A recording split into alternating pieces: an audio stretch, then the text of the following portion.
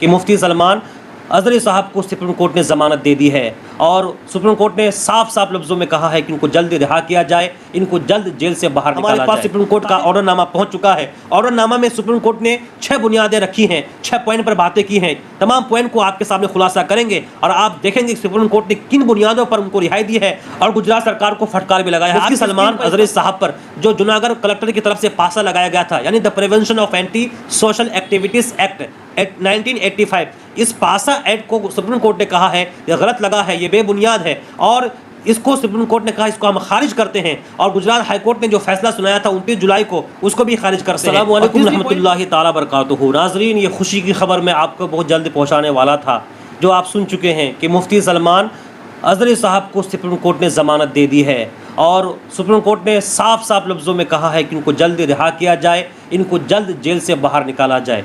ताख़िर की वजह के लिए मैं आपको माज़रत खा हूँ। ये ख़बर मुझे तकरीबन जुमा से पहले ही मिल चुकी थी कि आज 18 अक्टूबर को उनकी सुनवाई है और सुप्रीम कोर्ट में इसकी बहस चल रही थी और इसकी खबर मिल चुकी थी। सुप्रीम कोर्ट की तरफ से जो हमें अपडेट मिल चुके थे कि मुफ्ती सलमान अज़हरी साहब को रिहाई हो चुकी है। हम इंतज़ार कर रहे थे कि हमें सुप्रीम कोर्ट का ऑर्डरनामा मिल जाए ताकि हम पूरी तफसीलात आपको बता सकें। सबसे पहले मैं आपको मुबारकबादी पेश करता हूँ। यकीनन आप सबकी दुआओं का नतीजा है जो आप लोगों ने, बहुत लोगों ने रो रो कर उनके लिए दुआएँ की हैं, एहतजाज किए हैं, आवाज़ बुलंद की हैं, मुख्तलिफ सोशल मीडिया प्लेटफॉर्म पर आपने हैशटैग चलाए हैं और उनके लिए दुआएँ की हैं, आवाज़ उठाई है। यकीनन आप सबकी आवाज़ें, आप सबकी दुआएं और आप सबकी तरफ से मुतालिबात ये रंग लाई हैं और सुप्रीम कोर्ट ने आज मुफ्ती सलमान अज़हरी साहब को रिहाई दे दी है। यकीनन उनके मुरीदीन, उनके चाहने वाले, घर वाले और तमाम बाल बच्चे जो चाहने वाले दुनिया भर के हैं और ख़ास तौर पर जो हिंदुस्तान के सेकुलर लोग हैं, चाहे वो किसी भी धर्म पार्टी के हों, जो ये समझते थे कि मुफ्ती सलमान अज़हरी साहब की गिरफ़्तारी गलत है, उन तमाम लोगों के लिए खुशी की बात है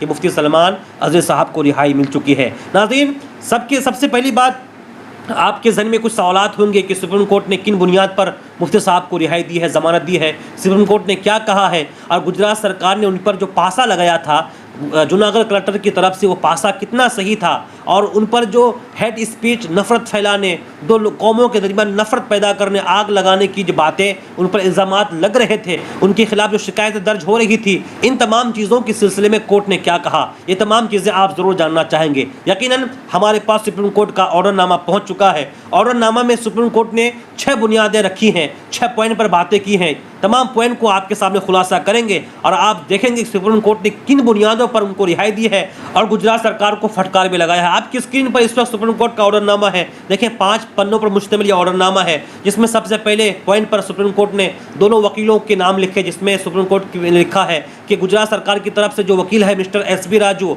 और साथ ही साथ जो मुफ्ती सलमान अज़हरी साहब की तरफ से जो वकील है मिस्टर तरोना, इनके अलावा जो जजों के नाम है, जिन जजों के बेंच ने आज फैसला सुनाया है, जिनमें जस्टिस विक्रम नाथ और जस्टिस प्रसन्ना बे आज ये फैसला सुनाया है। पहले पॉइंट पर इस पर बात की गई। इसके बाद दूसरे पॉइंट पर सुप्रीम कोर्ट ने कहा है कि 16 फरवरी को मुफ्ती सलमान अज़हरी साहब पर जो जूनागढ़ कलेक्टर की तरफ से पासा लगाया गया था, यानी the prevention of anti social activities act 1985, इस पासा एक्ट को सुप्रीम कोर्ट ने कहा है यह गलत लगा है, ये बेबुनियाद है और इसको सुप्रीम कोर्ट ने कहा इसको हम खारिज करते हैं और गुजरात हाई कोर्ट ने जो फैसला सुनाया था 29 जुलाई को, उसको भी खारिज करते हैं। और तीसरी पॉइंट में जो बातें कही गई हैं वो बड़ी अहम है और ज़रबुल मसल है और उसको आप कहीं भी पेश कर सकते हैं। सुप्रीम कोर्ट ने साफ लफ्ज़ों में कहा है कि मुफ्ती सलमान अज़हरी साहब पर जो नफ़रत फैलाने और दो कौमों के दरमियान झगड़ा लगाने की बातें और इस तरह के इल्ज़ामात लगे थे, सुप्रीम कोर्ट ने कहा कि आपने जो छोटी छोटी तकरीर की क्लिप हमारे सामने पेश की हैं, इन क्लिपों में कहीं भी हमको नफ़रत नज़र नहीं आ रही है।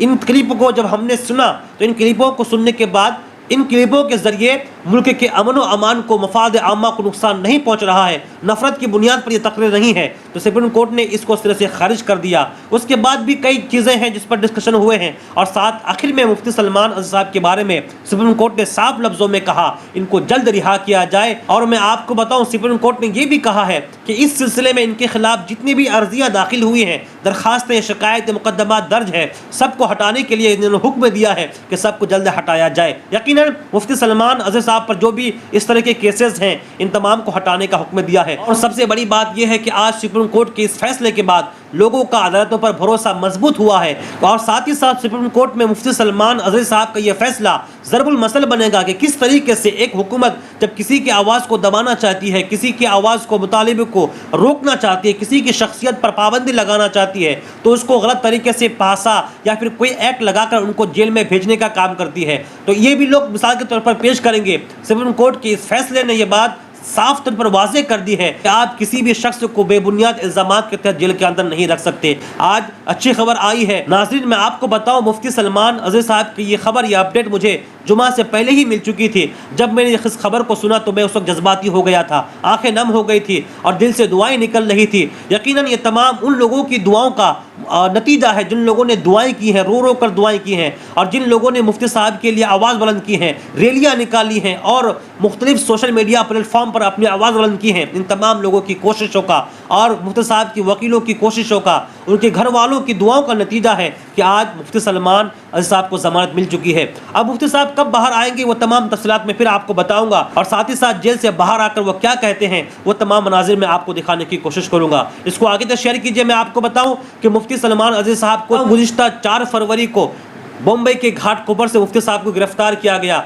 और आज तकरीबन 18 तारीख है और 4 फरवरी से लेकर आज तक मुफ्ती साहब अपने घर से दूर हैं, अलग अलग जेलों में रहे हैं। आखिर में वो तकरीबन 6 या 7 महीने से गुजरात के सेंट्रल बड़ोदरा जेल में थे और आज उनकी रिहाई हुई है। यकीन खुशी की खबर है। तमाम लोग इस वीडियो को शेयर कीजिए, हमारी हौसला अफजाई कीजिए, और उसका तरीका यह है कि हमें आप फॉलो कीजिए। यूट्यूब पर देख रहे हैं तो ज़रूर हमें सब्सक्राइब कीजिए। आगे मुफ्ती साहब के सिलसिले में और जो अपडेट हैं उनका बयान क्या आता है और उनके तरफ से, उनकी वकीलों की तरफ से क्या बयान आता है, तमाम चीज़ें हम आपके सामने रखेंगे। अब दीजिए इजाज़त। अस्सलामु अलैकुम रहमतुल्लाहि व बरकातुहू।